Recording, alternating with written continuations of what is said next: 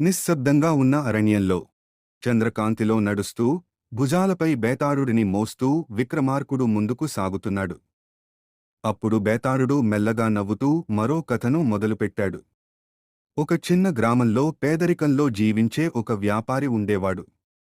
ధనం లేకపోయినా అతని హృదయం మాత్రం బంగారంలా మెరిసేది.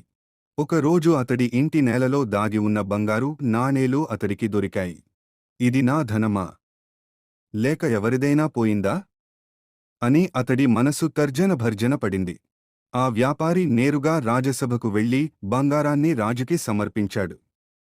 సభ అంతా ఆశ్చర్యంతో నిశ్శబ్దమైంది. విక్రమార్కుడు చిరునవ్వుతో చేయి ఎత్తి, నిజాయితీనే అసలైన సంపద అని ప్రకటించాడు. ఆ బంగారాన్ని కూడా వ్యాపారికే బహుమతిగా ఇచ్చాడు.